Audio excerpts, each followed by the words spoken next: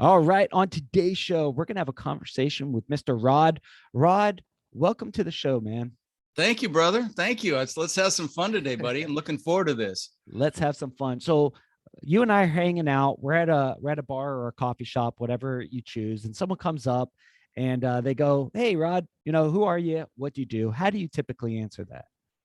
Well, I usually I usually tell a little bit of my story because my goal is to influence. The most successful people on the planet are the ones that add the most value, and I try to add value. So I tell a little bit about my story. So I talk about immigrating to this country when I was 6 years old with my brother Zvancha, my brother Albert, and I was born in the Netherlands, in Holland. Wooden shoes, windmills, and we ended up in Denver, Colorado, and we really struggled. I remember we went to an expired food store because that's all we could afford. I remember we had powdered milk with our cereal in the morning because that was cheaper than regular milk. And I wore clothes from the Goodwill and Salvation Army all the way through junior high school till I lied about my age at Burger King because I was tall and flipped burgers so I could get clothes in a car. But I'm sure you've got listeners that had it harder than I did, or maybe even have it harder now with all this crap going on with COVID. But I knew I wanted more. And luckily, my mom had an incredible work ethic. So she babysat kids so we'd have enough money to eat. And I mean, she was a bit of an entrepreneur. She actually invested in the stock market and made money, but she also invested in real estate. And the first house she bought was directly across the street from us, from our neighbors. When I was 14, she paid $30,000 for it. And then when I was 17, she told me she'd made $20,000 in her sleep that had gone up in value. And I'm like, what? Screw college, Mom. I'm getting into real estate. So I got my real estate broker's license right when I turned 18. You could do that. You could actually be a broker, not just an agent, through education. Now they got smart and you need some experience, but I was a broker. And so I was going to be rich selling other people's houses. Well, my first year in real estate, I made about $8,000. This is 1978. My second year, maybe 10 to 12 grand. But my third year, I made over $100,000.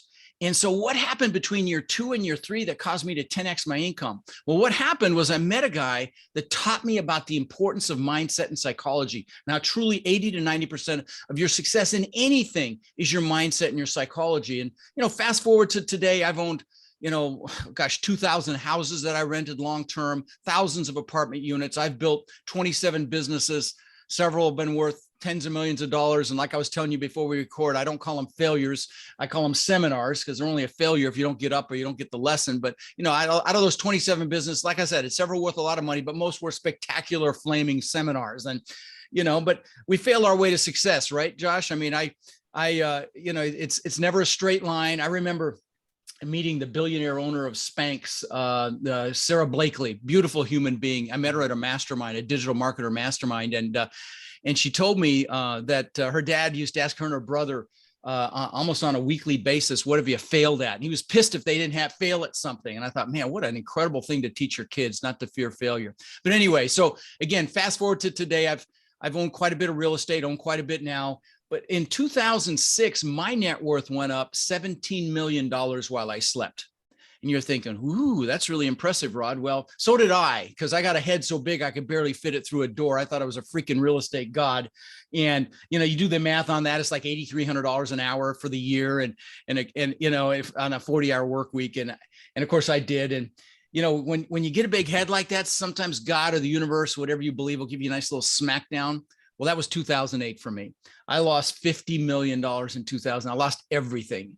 And so, and I thought I was set for life. And so one of the things that I'm known for on my podcast and in my live events is talking about the mindset it took to have 50 million to lose in the first place, but maybe as important, even more important, the mindset it took to recover from that. I mean, people killed themselves for losing less than that historically.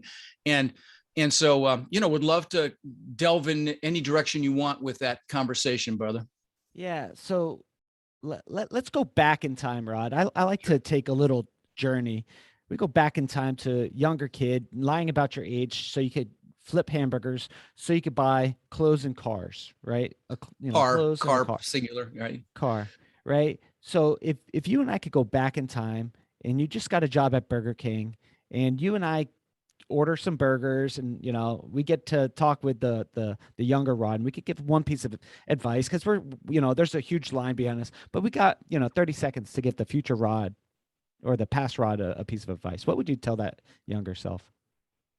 Oh God, there's so many things, brother. I mean, and I asked this question on my show as well, and because I know the answer as far as it relates to multifamily real estate, go bigger, faster, and of course that applies as far as it relates to real estate. Because if I'd had, I got so comfortable buying houses, I bought 2,000 of them that I rented. These weren't flips. I mean, these were buy and holds, and if I'd have just stretched myself, I would have just done apartment complexes, and we'd be doing this from the back of my 300-foot yacht right now. So, but I think it was just one thing back then. I was 15 years old. It would have been just, Nike's Just Do It for sure.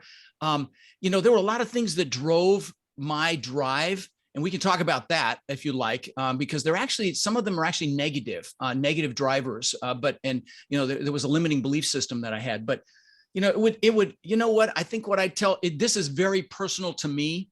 I would just say you are enough and you can do whatever you want. I think that would be the message to me personally, because I'll tell you, when I immigrated this country, I didn't speak English.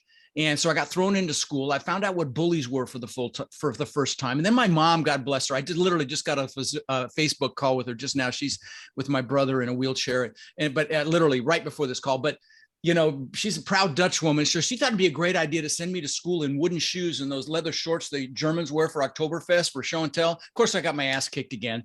And then, bullies would chase me home, and my mom would chase them off with a fly swatter. So the next day I got my ass kicked again. And then, that coupled with, the stuff that we all go through. Like, I was on a playground. I got humiliated by this girl that I thought was cute. And then her and a bunch of her friends laughed at me and humiliated me.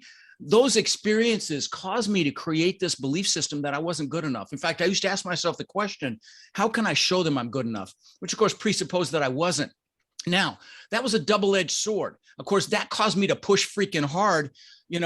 Fast forward to, in 2003, I worked 20 years to build this house on the beach. I built this $8 million mansion on the beach, which was unthinkable when I was 18. But, that drove me to do stuff like that and build these businesses and get up when I fail. But it also cost me my first family. So, one of the things that I take very, very seriously with my students is to make sure that I teach them balance and priorities, because, I'd come home and I'd play with my kids, when in that freaking testament to my ego I built on the beach.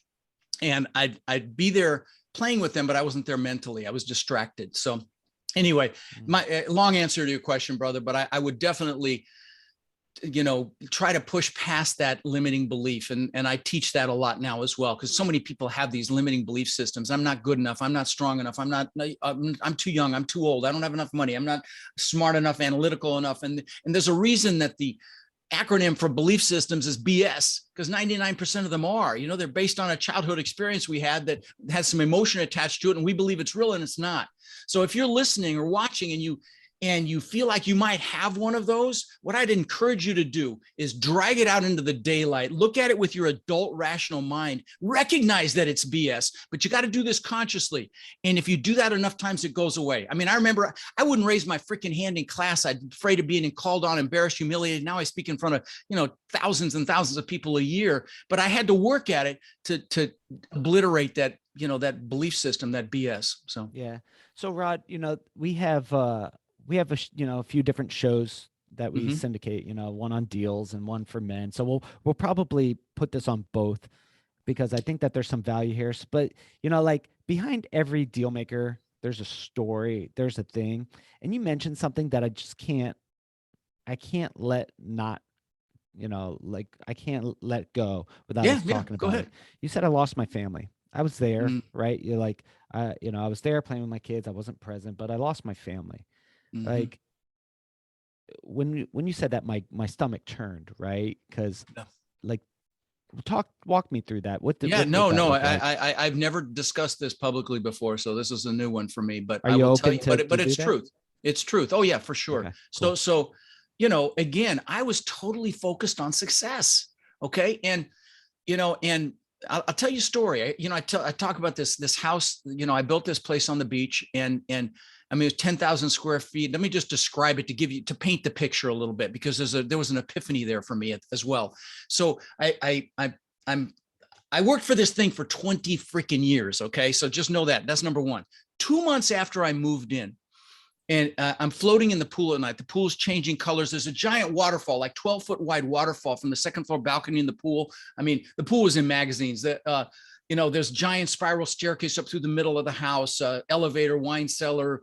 I had the beach on one side. It was a Gulf de Bay. I had the beach on one side. I had my boathouses on the backside. It was just sliced through an island. And on the second floor, I had aquariums that cost me almost 200 grand. So this gives you an idea of the house. So 2 months after I moved in, I'm floating. I'm looking up at this testament to my ego, which is truly what it was. I built this thing to prove to the world I was good enough. And I got depressed. And I mean, again, worked for it for 20 years. 2 months after I moved in, I'm freaking depressed. I'm like, what the hell? I've just achieved success like times 1,000. I've got the Maserati in the garage, the Benzes, the boats, the jet skis, all the stuff. Got this beautiful family in the house. And I was depressed. And when I look back on it, there were several things going on. One, and let me just share that because I think they'll add value to your listeners. One of them was, I achieved really what at that point was a lifelong goal. And you should never achieve a big goal without having other goals lined up behind it. Like the good book says, without a vision, the people perish. You need a vision for the future. And I didn't know what the hell I was going to do next. So that was number one. Number two is, and I, by the way, one of the things I do at my events is the first thing, if you come to one of my live events, and I've got one coming up in December, I'll talk about later, but is we do goal setting for like an hour and a half. It's like goal setting on steroids. Okay.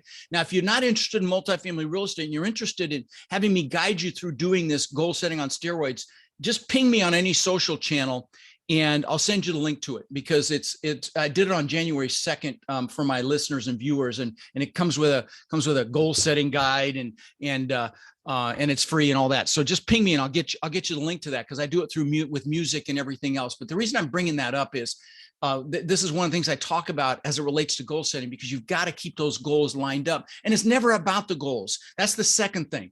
It's about your progress and growth. Happiness comes from progress and growth.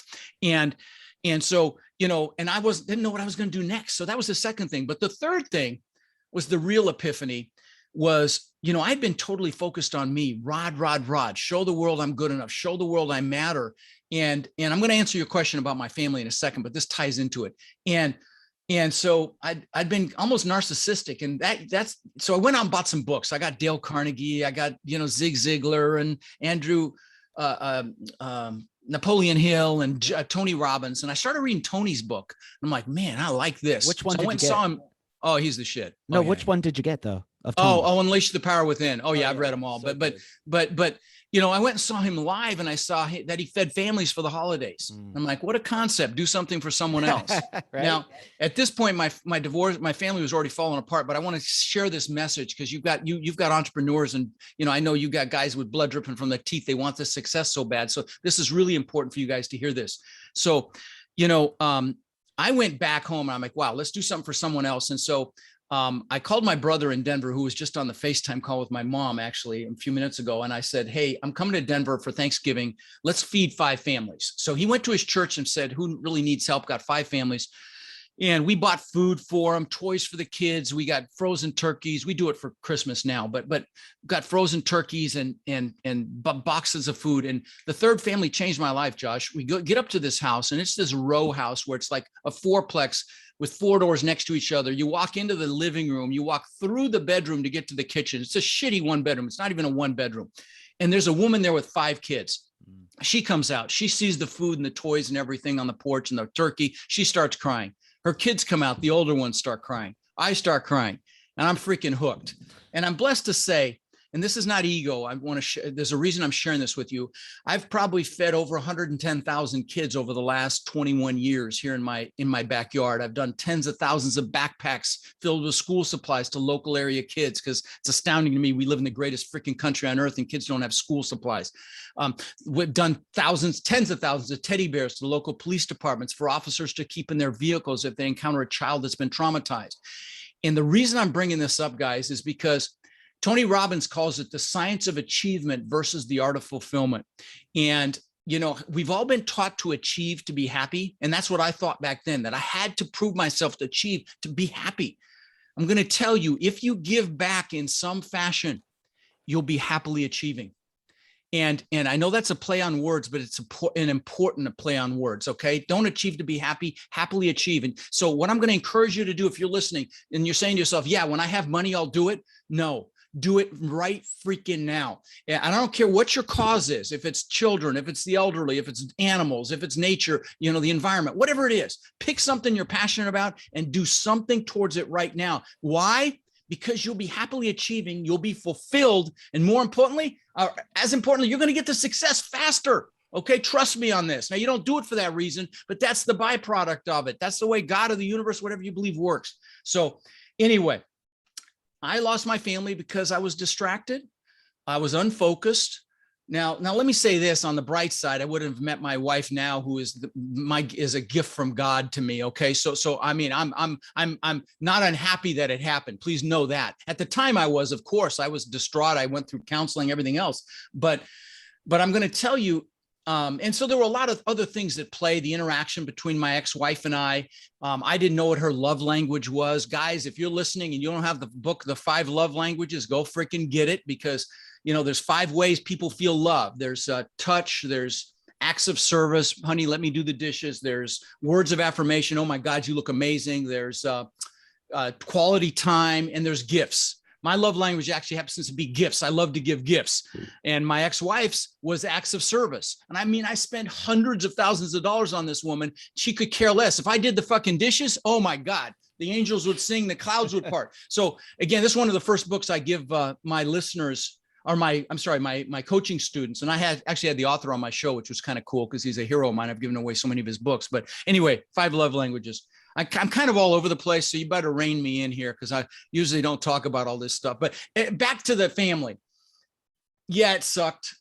Worst day of my life was telling our kids we were getting a divorce. Absolutely, to this day, worst day of my life. My daughter screaming, no, no, no. My son How old confused. were your kids? 6 and 4. And my daughter had impacted the worst. I actually talk about that day at my live events as well. Just to let people know, folk. And one of the things I teach my students is make sure that when you're with people that freaking matter, that you're with them. You're not on your damn phone. So I teach a planning process that includes blocking time. And in many cases, you know, those of you on this show, you're entrepreneurs, you want it bad. You've got to block time for the people that matter. Put your phone in the freaking drawer, spend an hour with them. I'm going to tell you, they'd rather have your presence for an hour than 3 hours of distraction. So, that's one of the big things I teach my students because, I don't want them to go through what I went through. Yeah. So you and I go back in time again. Mm-hmm. And we get to sit with your kids and we get to whisper something in their ear while they're going through this horrendous event. You said the worst day of your life, probably, one of the tougher days of their life. And you could whisper something in their ears. What would you tell them while the event's going on?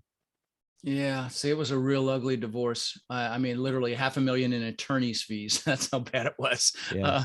I don't want to go down this rabbit hole too much because I have a lot of ill will towards the way my ex handled it. And, she was getting $35,000 a month and she said she didn't have money and stuff, So, I mean, there was a lot of crap that went on. She was telling the kids that. But I would just tell them the same thing I told myself, that they're enough, that they're good, that they're solid. Listen, even though I was distracted, they'll tell you I was a fantastic dad. I mean, they do all the time.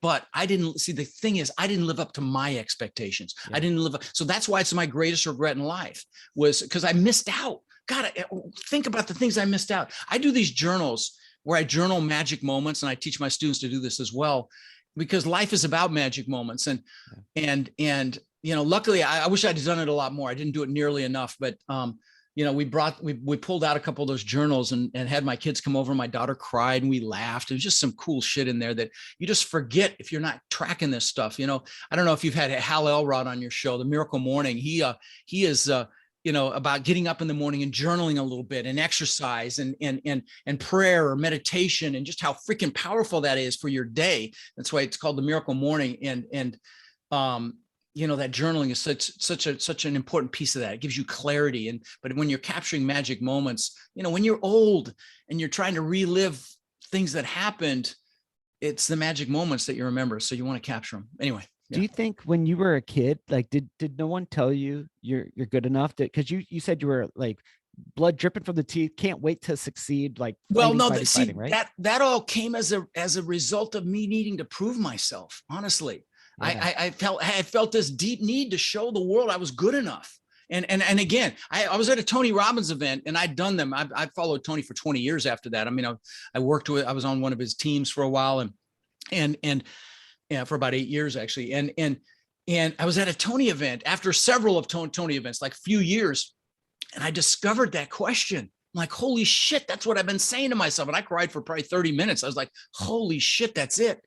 And and again, it had a positive because again, I mean, I'm back. I lost 50 million, but I'm freaking back. I live in a compound now. It's 6 buildings. I've got the Bentley and all the stupid shit. Hundreds of $1,000s worth of watches, stupid shit that is not important. But the point is, I'm back. Thousands of apartment units. And I've got this compound, looks out over the water. Because God's got a sense of humor, I can see my old house that I lost, the big house. I lost it and all the craziness. And it's literally right across the bay. It's right there out my backyard. It's hilarious. But I forgot where I was going with that. Yeah. So the question is, and I struggled this too. So this is why I've got it freaking tattooed on my arm that says, "Who am I?" I think like this man's search for significance, right? Is that was a and that's a debilitating one though. Significance should not be at the top of your list, right? And because if you drill down on it, you don't really want the significance. If you really go deep, if you're completely honest with yourself, and I'm going to lose a few of you masculine ones with this answer right now, but it's really, you just want love. And you show it through significance to try to get the love. And it took me a long time to get that one as well. And a lot of Tony events and, self-actualization. In fact, I do these, my podcast is called Lifetime Cashflow. And I do these clips every week called Own Your Power. And I don't care if you don't like real estate. My thing is real estate. I teach people how to buy apartment complexes, but even if you don't, if you want to get juiced, I will juice you once a week. They're like 5 minutes. There's hundreds of them there, but I just did one on self-actualization this week. That's why it's kind of top of mind, because you need to be looking in the mirror. You need to be working on, in my case, being a better father, being a better husband, being a better business person, being a better fucking human being. That's what, and the only way that happens is if you look in the mirror and work on yourself. And so anyway, a little ranting there. Sorry. So I love this because, when you look in the mirror, when I looked at the mirror, I was always going, I'm not good enough. Like that's the internal dialogue that I had. Yeah. And you said, Josh, what I love talking about is the psychology of success. Now for decades, right? Like I've had the ups, the downs, $8 million worth of real estate building, lost it, built a construction company, lost it, built another. Oh, no kidding. So you've got some loss like that too. Wow. Incredible amount of loss. And one day I was sitting with someone and they said, it sounds like you're the common denominator. And it sounds like you self-sabotage things. And through coaching and therapy and all sorts of shit. And, into a combination of one day my dad hugged me and says, I'm proud of you. Like, holy crap, like a pivotal point in my life. Really? Wow. Right. So very cool. It was a lifesaver because I thought about, jumping off bridges before. Really? Wow. Was that bad? Wow. Yeah. I mean, and people would look and they go, wow, you're popular and you got a following here and you got, people like you and at some point you made money, lost it, whatever, you'll make it again. Sure. But I hated myself, right? Like I was always trying to prove to myself. So let me ask you this question. You said we might lose some masculinity here, right?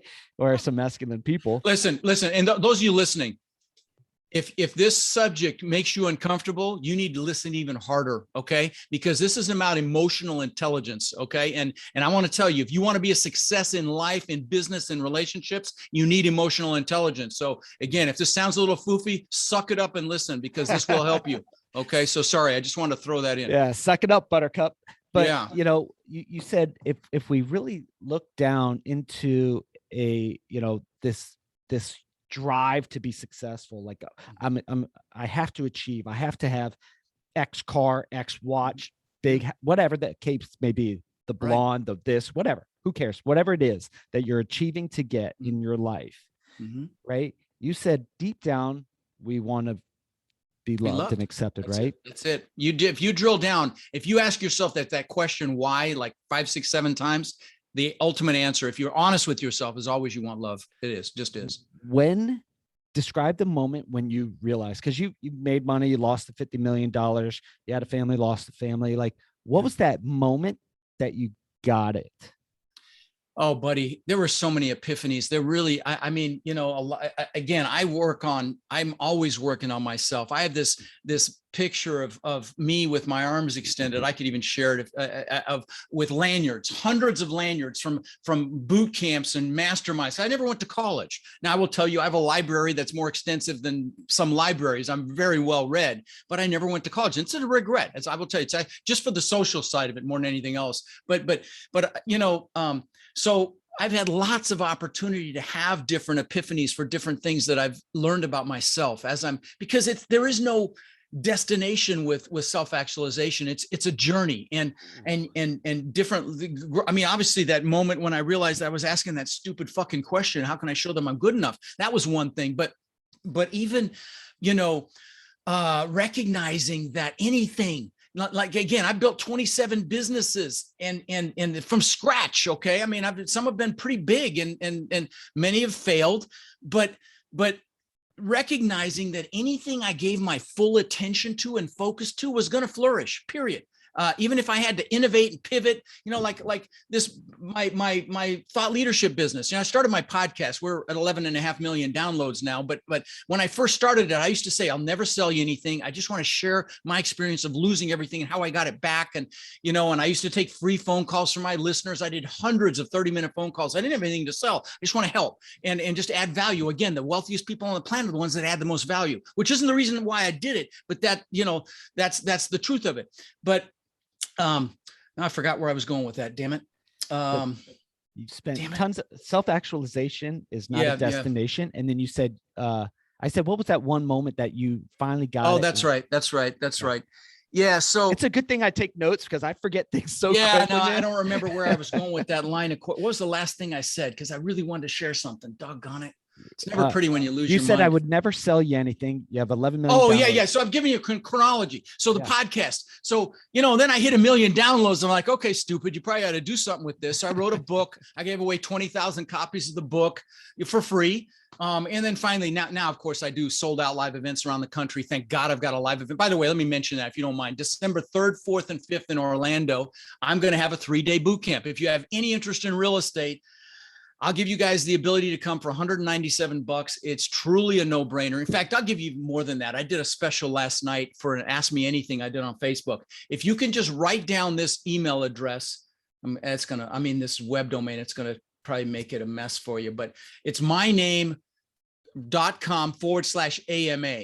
So it's rodkhleif.com/AMA. If you do that, you can come to the event for $197 and you get my Courage and Confidence course, which I just finished, which I'm super proud of. It's 8 modules about, you know, building courage and confidence. And then also a really nice course I did on finding deals. So again, if you can't remember that, just text multifamily to 72345, multifamily to 72345, and just remember the code RODFRIEND. Okay.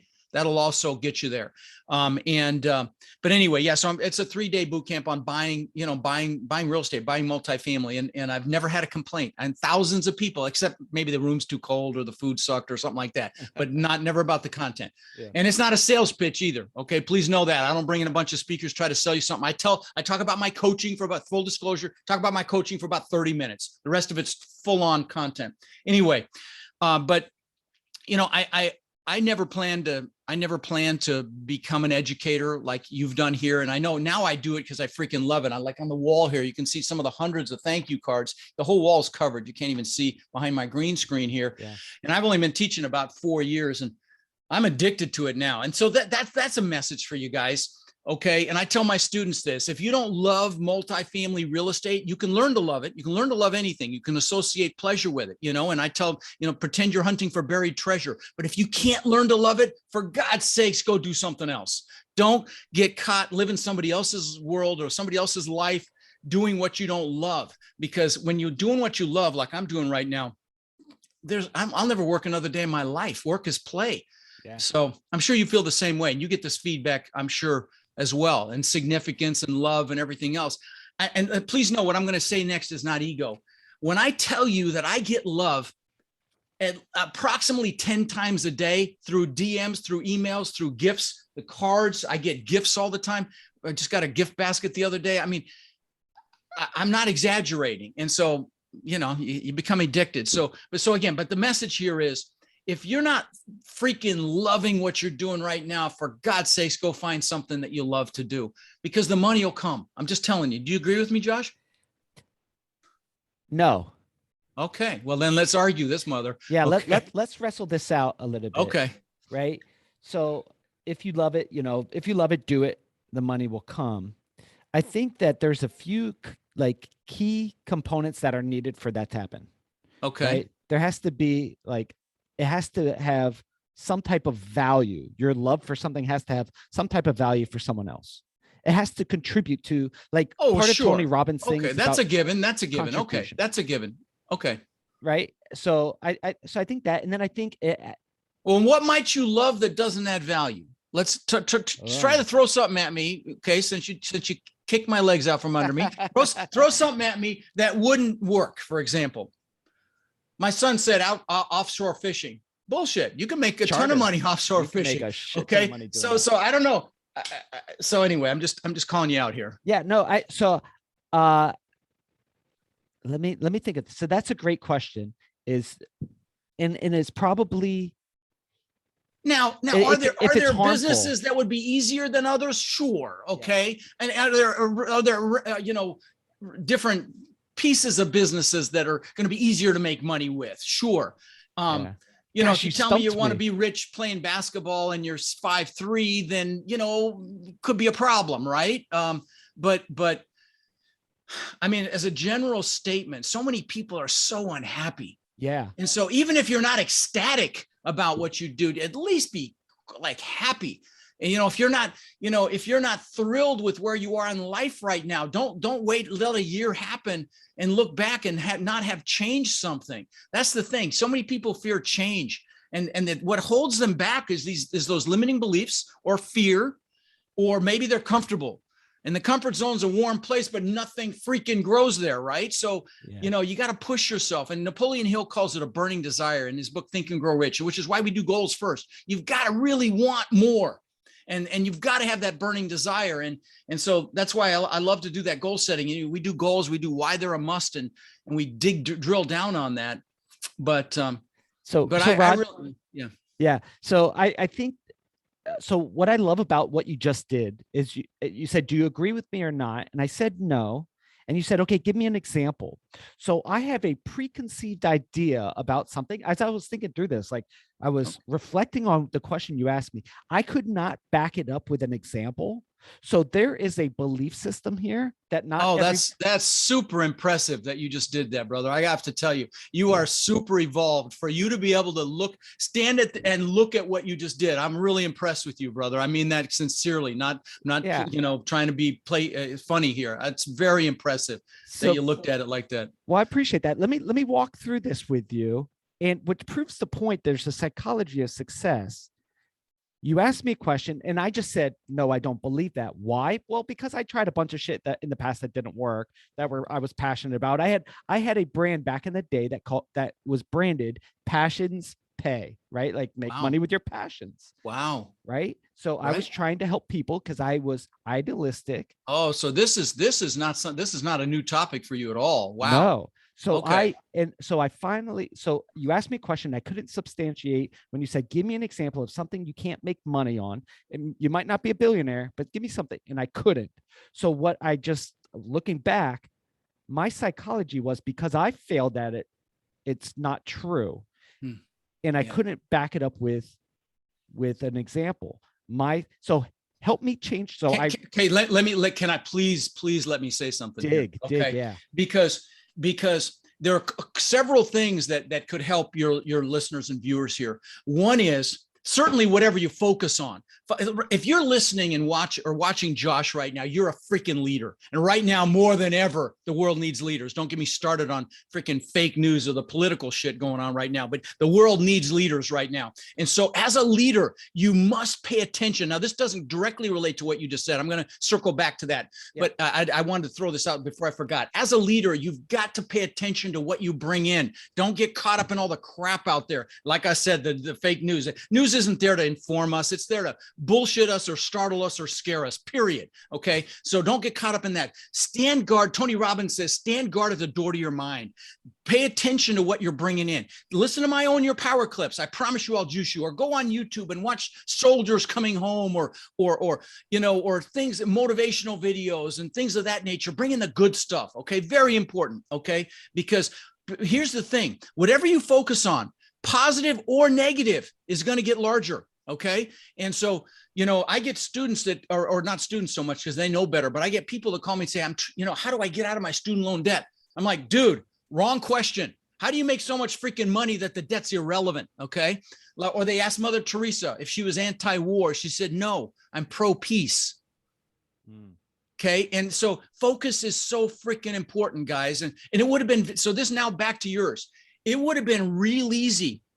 And this may not be the case, but I just want to give examples of what people do. This is an example of what I did. It would have been real easy for me losing 50 million bucks for that to be a disempowering story that I tell everybody and have it become my identity. Okay. Yeah. So that is very common that people will adopt something disempowering as their identity to get significance and love. Okay. So they'll talk about it because Josh, you wouldn't if you're involved, but most people, if you came up to Rod and said, hey, how you doing? And Rod's like, oh my God, I'm freaking fantastic. Life is amazing right now. You'd step back, and most people would step back and say, okay, he's off his freaking meds.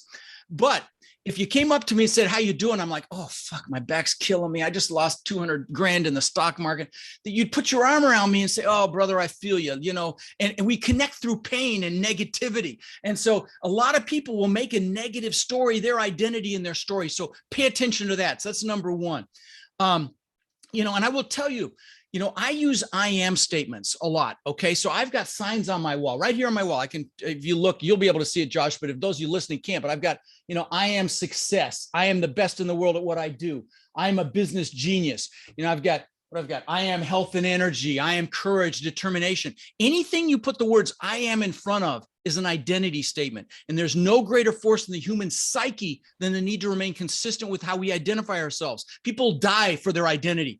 And so, this is not ego, what I have on the wall. I'm a business genius. This is what I'm inspiring to do. If I'm in some fear, or, achievers call stress fear, if I'm in some stress is fear, I will go in my exercise room and yell, and while I'm jogging, yell, I am fear, I am courage, I am determination, I am courage, every ounce of fiber of my being, because it gets into your being when you do that. In fact, my kids come to my live events and my daughter does my sound and my son's a videographer. And the question they get more often than any is, does he really do that shit? Does he yell that stuff? And they're like, oh yeah, he does. but anyway, because it works. Okay. And so anything you want to try to change about yourself, I'd encourage you to use that I am statement. So it could be a story that causes people to fall back to a negative experience. The other thing is, it's really important, guys, listen up here. Never let your business become your identity.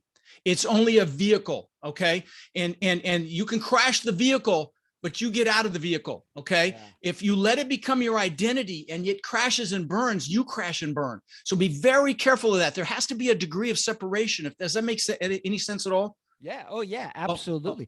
Okay. So okay. Your identity could be your business, your bank account, the clothes you wear, the chick you absolutely date, all of it. And if you lose any of that stuff, which absolutely does not matter, you've lost yourself. And so be very cognizant of that. Let your identity be your power. What's between your ears, your sense of entrepreneurship and your ability to take freaking action no matter what happens, your ability to get back up, your ability to focus on the positive. Let that be your identity. Don't let the vehicle. Anyway, I'm sure there are other things, but those are two of the biggest things that I see is story and connecting with the vehicle and becoming the vehicle. So yeah. I don't know if that helped. Well, so You're awesome. And Oh, the thanks, brother. you're welcome, man. What I love about these shows and these podcasts and such like that is sometimes we talk about deals. We could dissect how to find a real estate deal all day We just long. closed on a $27 million asset in San Antonio. I can drill that down for you if you want. It was a syndication. We raised 13 million bucks, just finished the raise. Beautiful asset, kick-ass asset.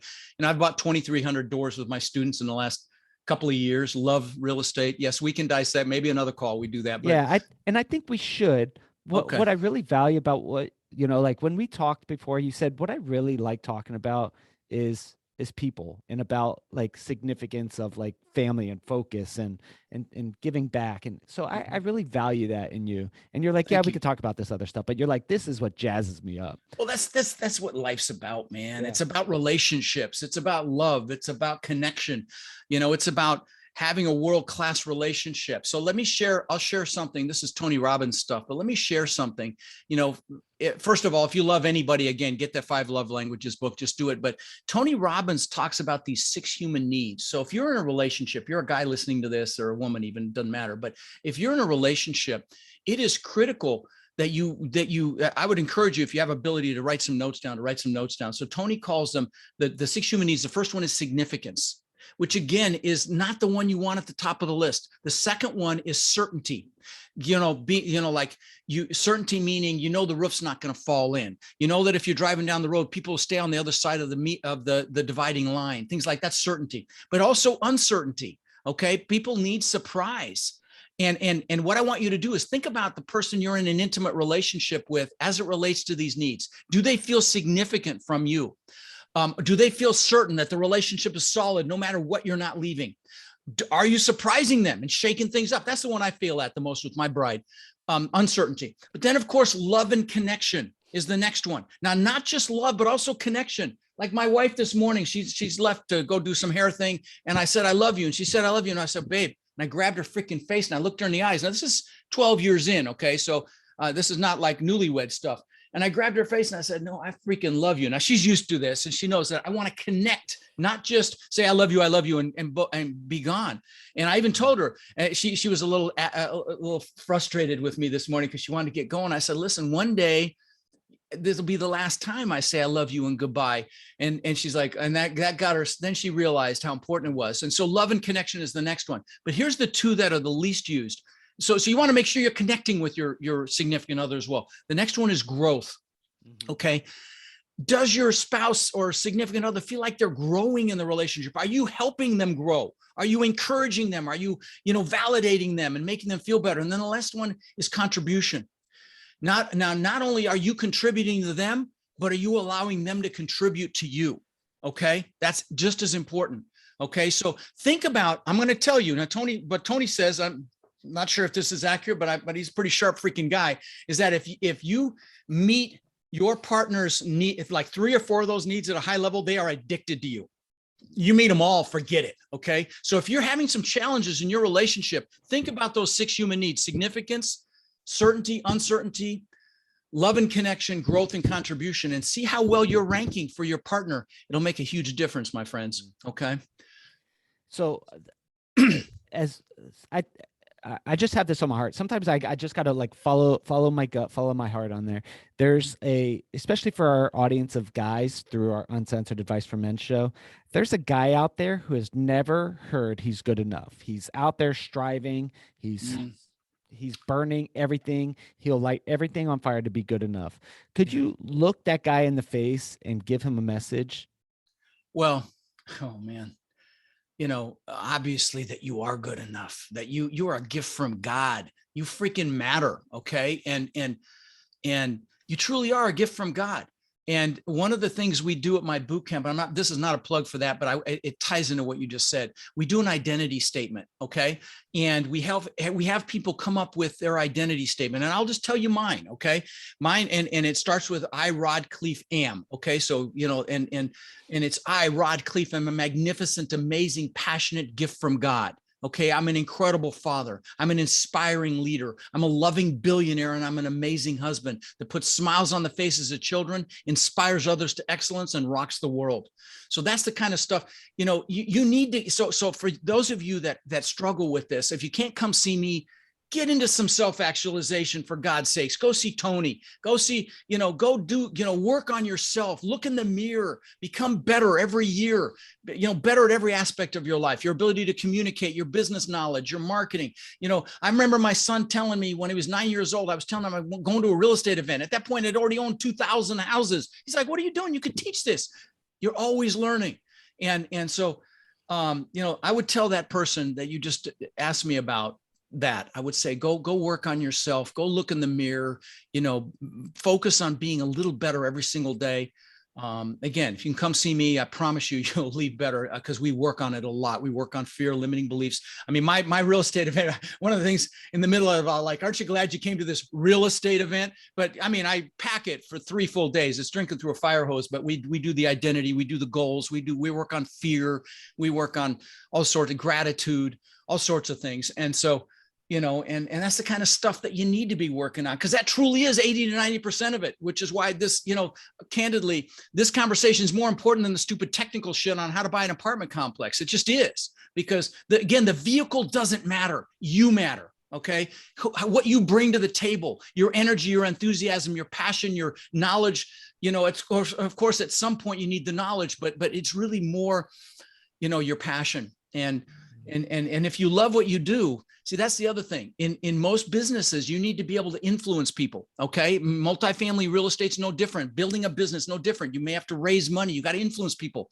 The only way you're going to influence someone is if you're passionate about it. The only way you're going to be freaking passionate about it is if you freaking love it. Okay. So it all ties together. Anyway. Yeah. That's it. That's so good, man. Where can Thanks, people buddy. go to connect with you and follow you? Yeah, so Real Estate with Rod. My last name is so hard to spell, but if you have the ability to take a note, so I can get you, and if you DM me, I'll hook you up. If you can't find if you decide to come to my boot camp and you want the 2 courses, but Real Estate with Rod goes to my website, rodkhleif.com, and then if you put /AMA. We'll leave that up for a few weeks so you can still get that deal. But regardless, if you just go to multifamilybootcamp.com and use the code RODFRIEND, you can come for $197. It's a duh. I mean, if you have any for 3 full days of training, come on. I mean, it's like nothing. Okay. And again, I do it because I freaking love it. I can't wait to be live again. I had to innovate back in, March of what is it, 19, or whenever COVID hit. I was supposed to have 800 people in Orlando that May. And I'm like, holy shit, we sold half the tickets. What are we going to do? So I had to innovate. I had to pivot. So I built a video studio here on my compound, and we've now had thousands of people do my virtual events, but it's so exciting to go live again. Cause virtual event, you got your poker face photographer and you don't have any of that energy from the crowd. So I'm really excited about it. Yeah. But yeah, so Real Estate with Rod, my podcast is Lifetime Cash Flow through Real Estate Investing. I think, even if you're not interested in real estate, you'll enjoy the Own Your Power clips. And then the multifamilybootcamp.com, check out what literally hundreds of people said at the bottom of that website, unsolicited, about the event. But anyway, I really enjoyed this because you've gone a lot deeper than, honestly, I think I've ever gone on an interview as to my story. And,